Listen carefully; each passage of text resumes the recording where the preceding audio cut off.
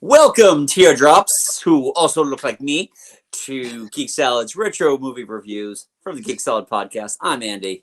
And I'm Mike. And we continue on with our look at all things Pixar with 2017's Coco. Yes. This one, well, first of all, goes without saying, this one won Best Animated Feature of that year, deservedly so. Also, fun fact that when a year and a half ago, when we did our countdown of the best animated films of the past decade, this was number 2. The only thing that beat it out was Spider-Man Into the Spider-Verse. So, yeah. And to this day, this is still considered, and in my opinion, one of the best movies Pixar ever put out. Yeah. Just the way it not only embraces the culture that it's based on, but the way, just like the creativity that they did the Land of the Dead and just all the animation, the characters, such a beautiful movie. And beautiful in visually styling, but also beautiful as in it's just a fantastic movie. It really is kind of like the total package of Pixar movies. And while there are certain movies I like a little better, this one, honestly, I think the reason why this one sits within maybe my top 5, but not like somewhere higher, is only because it is a difficult movie to watch. It really is. But it's not difficult in the way that like a bad movie is difficult to watch. It's just anybody who's gone through any type of loss, especially in the last 10, 15 years, in your recent adult memory, it's hard. It's a really hard movie to get through. Particularly in the last act, like the last 20, 30 minutes of this movie, there are some really, really hard emotional moments. There absolutely are. And when you start, the thing with this movie is that when you start putting things together, it gets even sadder, especially as Hector is just like, that Mama Coco is not long for this world. Right. And the fact that he is on the verge of disappearing because of that. Is really tough. So, I mean, you and I both saw this in the theater. Yeah. Did we see it together? I don't think so, no. Okay. Well, I do remember giving you my review, and the first thing I said was, I'm so pissed off at that trailer, because the trailer did this movie no favors. The trailer also honestly, this is one of the worst trailers I think Pixar has ever put out. I don't really remember the trailer too much, but I do remember that the trailer seemed to like give one movie, and then when you actually get to the actual movie, it is something entirely different. And now that it's kind of like what Pixar does. Yeah. I think they learned from this one that it works for the misdirect, but at the same time, trying to sell, for lack of a better term, selling a Caucasian audience on this movie was going to be difficult if it didn't have the Pixar name slapped in front of it. Yeah, fair. Because this movie is very proud of its heritage. Very, very, very proud of its heritage, and rightly so. It's the music is fantastic. I feel like the Lopez's did a great job with the songs. Absolutely. This is Giacchino, right? Sounds about right. I'm fairly certain the score is Giacchino. Yeah, music by Michael Giacchino. Yeah. Yeah, and Giacchino did a great job of doing the of getting like a lot of different sounds, that mariachi sound, a lot of the the last person you want to talk to about Mexican pop music or anything like that, because I don't know anything about it, but it really definitely it cherishes and celebrates this culture. It does, and it makes it accessible to oh yeah, dumb white asses. Yeah, so like me, who knew very little about what the Day of the Dead actually was all about.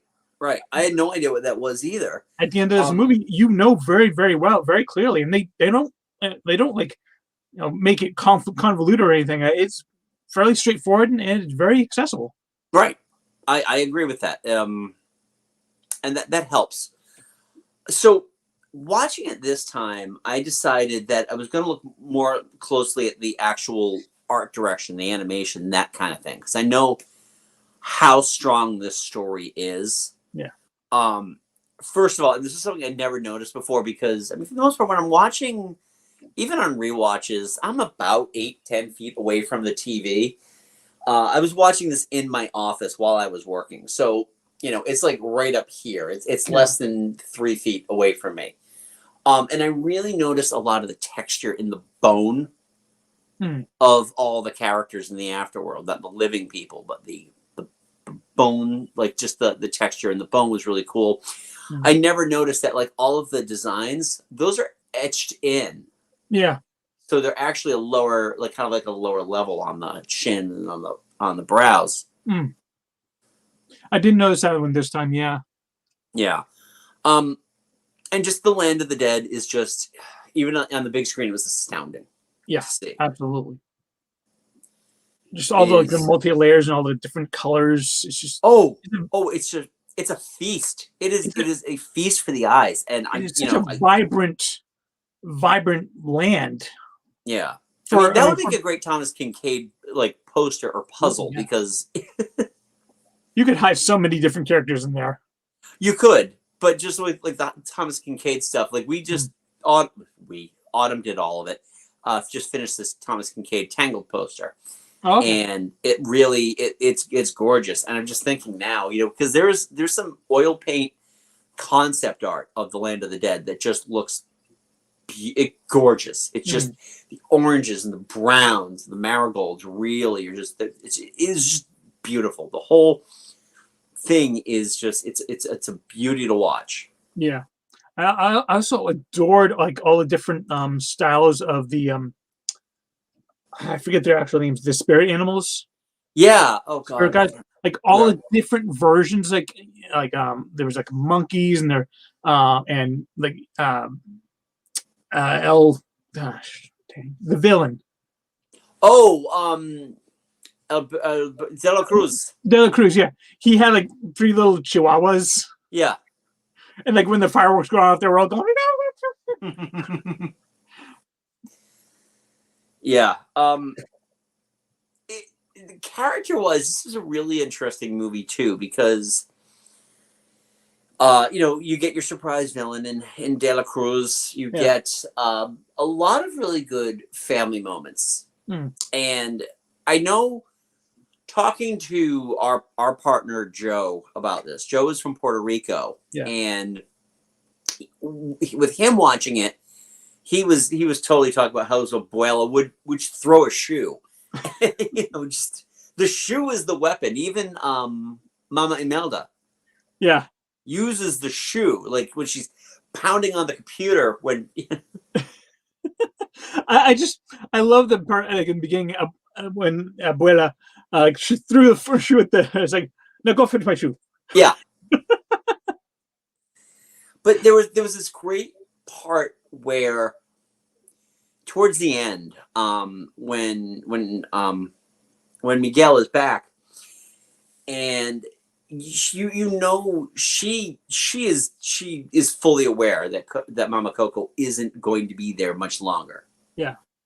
So there's this very special closeness between them that it's very brief, but it's there and it's palatable.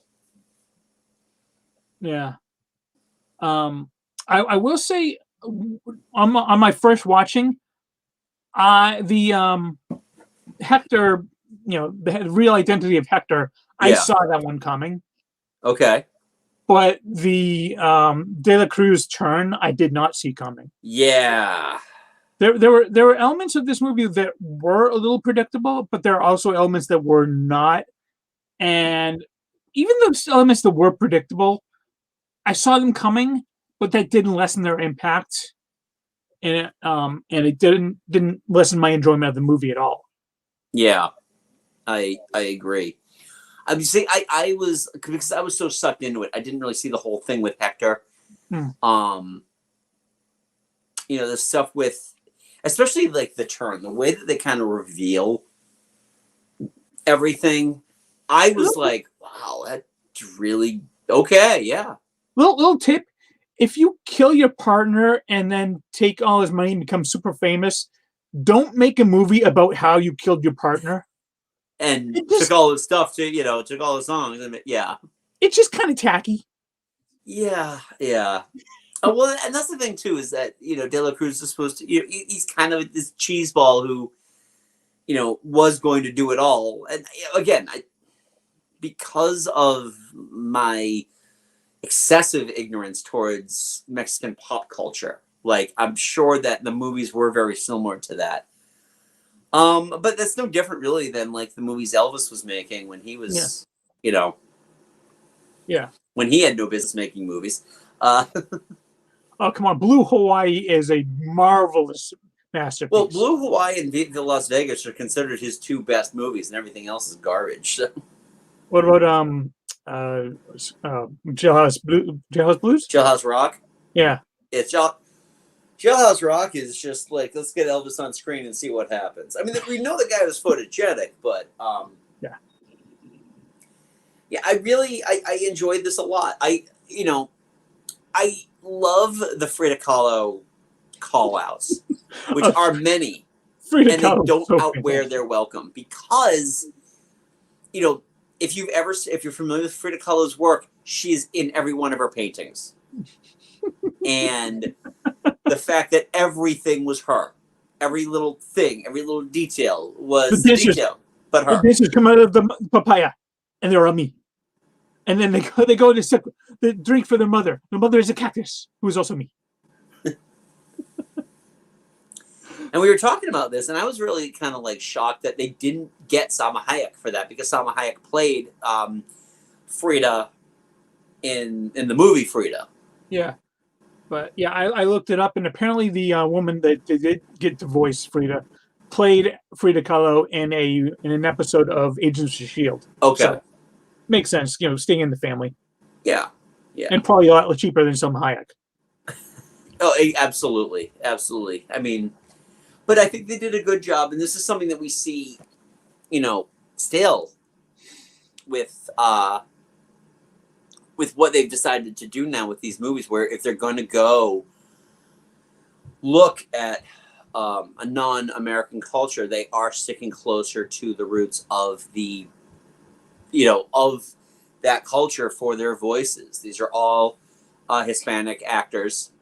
Yeah. I think they may actually all be Mexican too. They all might be of Mexican heritage. I don't know about Ben Bratt, but Got it right here. all right. Benjamin Bratt, American actor, born in San Francisco, but his mother was born in Lima, Peru. Okay. And his father's American. So Okay. So he's Peruvian, but yeah, I hate to say close enough, but yeah. there are a lot of because I know that the actor who played Hector was kind of like a stalwart of Alfonso Cuarón, Yeah, who is a Gael Garcia Mexican. Bernal. Yeah. He is a Mexican, Yes. director, Mexican actor. So yeah, they are. So I think they did a good job with that. We've noticed that. I mean, especially going forward with things like Moana. All of the primary actors were, they were Polynesian, and Yeah. they were from island nations. Yeah, and I mean, even the movie coming out in about what 2 weeks, Encanto. Yeah, Encanto. It's kind of a Colombian story, and they're using all Hispanic actors. Yep, and they got Lin-Manuel Miranda to do the music. Which, why isn't that in the trailer? I saw one of the trailers, and they look cute. I haven't seen anything else yet. All right, but I've been hearing some early reviews are just glowing. We should hope so. I mean, this has been a weird year for animation. I mean, hasn't been a bad year for animation by any means, but I mean, right now the top animated film I think I saw all year was Mitchell's versus the Machines. I still haven't seen that one. Oh, you like Into the Spider-Verse, you'll love it. But I mean, not to say that things like Luca weren't good. Raya was very good. Oh, I loved Raya. Yeah, I haven't watched it in a while. I should do that again. But Hmm. but yeah, no, I the thing with Coco is that there is I have to approach this movie from with a very large emotional dissonance because it is really tough to watch. Yeah. I mean, one thing I love is how they use the song "Remember Me." Oh, I mean, they use it in like kind of three different versions of the same song. It's just they change the music and have the tempo. Like you yeah, know, but you first hear it as you're next to the cruise, the big pop Mexican, like yeah, "Remember Me," yeah, and but then later you hear um Hector play it, and you see Hector's past, and you see him sing to Coco, yeah, and it's just a little kind of a lullaby. And then you hear it again as Miguel sings it to Coco, and that's the part that every damn time yep. it Oh gets me. yeah, it's because she starts singing along with him. Oh, oh, Take a moment. Take a moment. yeah, It's yeah, it's interesting because I mean, essentially, we've only seen Mama Coco at this point, just kind of being there. yeah, And for anybody who has an elder grandparent, sometimes they are just there. They're existing. I remember my aunt, who lived to be 100, was kind of like that. I mean, I'm very fortunate. My grandmother's 98 years old, and she's still pretty with mm. it. So it's What I also love is the fact that like this movie, it's a really kind of about music and family and how they connect, and like how music can help with memory. Because I mean, they actually they combine that a few times. Like when Hector sings the song for his friend that's fading. yeah, Yeah, he says like that brings back memories. yeah, When Mama Imelda actually sings yes, to Miguel, yeah, she's like I had forgotten how that felt. yeah, And then obviously at the end with Miguel and Coco, it's like that just brought it all back. That actually gave her that cognizance again. yeah. I I love I love the songs in Yeah. this. I, as much as Remember Me is just beautiful and touching, I think my favorite is Un Poco Loco. Yeah, that's pretty. It's just That's a pretty good song. Yeah. that's just a fun song. Um. Yeah. I mean, all in all, I think this is it's a great movie. Brilliant movie. Yeah. I remember our friend Tom from the Movies After Work podcast talking about like this was a movie he watched. His daughter was essentially a newborn, Mm. and I think they watched it again when she was like 2, and it was just it's still resonant. Yeah. So yeah, I really enjoy this movie. This was a nice. I mean, considering that last week was a surprise, and then coming into this week where it's just like, oh yeah, I love this movie. Yeah. Oh yeah, yeah. Uh, Last week was like, wow, I didn't expect to like I this was movie. This shocked. movie is So while we're kind of in our Disney bubble right now. So Disney Plus, like Disney Day was last Friday, yeah, and they announced, you were talking about this, that I would love to see a series about Cruz Ramirez. yeah. And they announced the Cars series, but Cruz Not is nowhere Cruise. in there. But Nope. there will be more Mater. Oh, goody. What? Because reasons. Reasons, yeah. Not. Let's face it. This show is not going to be for you and me. No, it is not at all. In fact, at this point, I'm kind of wondering who that show is actually going to be for. Right, exactly. Because I mean, Even, even most of the Cars kids are growing up now. They're yeah, growing out of even your son is well beyond Mater at this point. Well, he was never into Mater anyway. My son was never into the Cars series, but at this point, it's like, yeah, whatever. Yeah. But yeah, no, this was a good one, and it's going to be. It's very similar to when we eventually get Soul. I've never seen Soul, so Okay. Oh, we're coming to that point now where you haven't seen a lot of the stuff well, not a lot, coming but up. Well, all right. So next week we have Incredibles 2, Incredibles 2. which we've both seen. Yeah, We saw that together. Yeah. yeah, After that, I think it's Toy Story 4, which you haven't yeah, seen. which I have never seen. No. Okay. Then Onward, which you've seen. Yes, I loved Onward. Soul, which you haven't seen. Haven't seen, and Luca, Luca, which I which you haven't haven't seen. seen. Yeah. Seen two of them. Hmm. It's funny Sure. it's just to think though that the end is near. Yeah. Whew. And we've got a few ideas for what we've got coming up next, but Yeah, yeah. and we're going to take a break for December. We've got some plans for December. Don't worry. Oh, a kid Yeah. watched one of those movies the other day. I've never seen any of them. Oh no, wasn't those? Oh, okay. He'll have to tell me offline. I will. And then we do have a certain series which is celebrating its 20th anniversary, starting this year, Yes. and it's not Harry Potter. No, because they're selling this their 25th, right?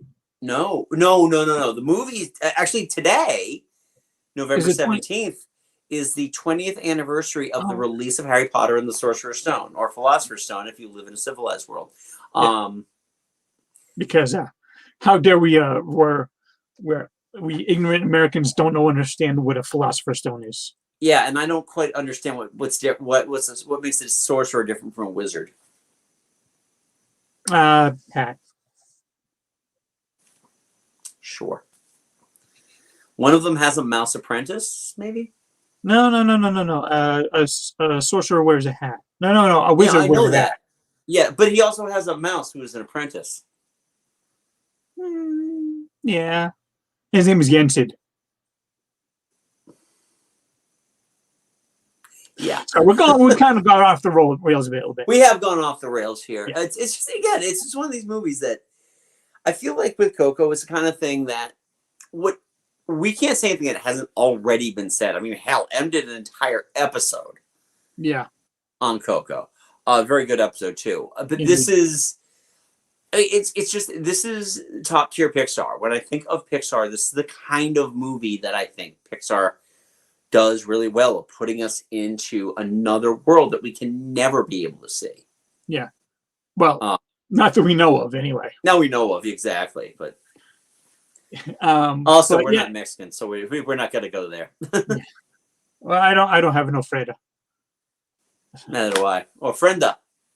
Yeah. Yeah. But yeah, but I drink a lot of tequila, so I guess maybe that's. So you're putting some Mexican into you. But anyway, yeah, I mean, I don't think anyone that sees this movie, I don't think it can't fail to at least crack their top 10 Pixar, if not their top 5.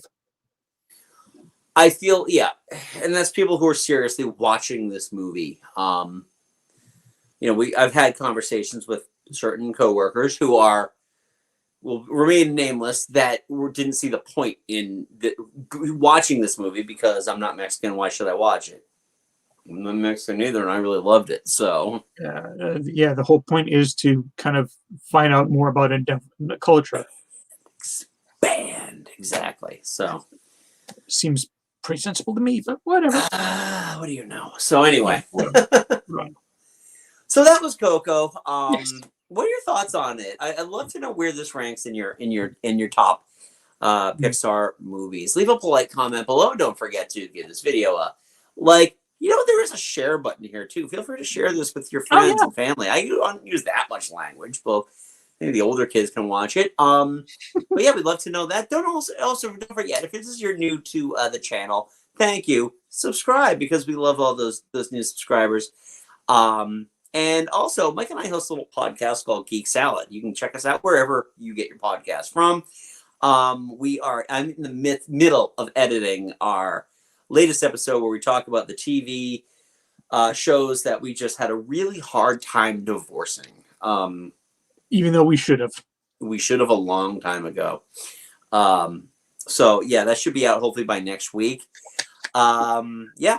And if you want to follow us, you can follow us on the social medias at Geek Salad Radio on Twitter and Geek Salad Podcast on Meta, otherwise known as Facebook. So anyway, I don't get that. You know what? It's weird when I open up Facebook, it still says Facebook is powered by Meta. I don't get it. I don't get it either. But Maybe there's it's a too great meta for Behind the us. Bastards that just launched this week about the Facebook papers. So give it a listen. I hate this reality. I hate this tier of reality so much. Yeah. So anyway, until next time, I'm Andy. I'm Mike. Go forth and be nerful. We'll talk to you next week when we talk about The Incredibles 2.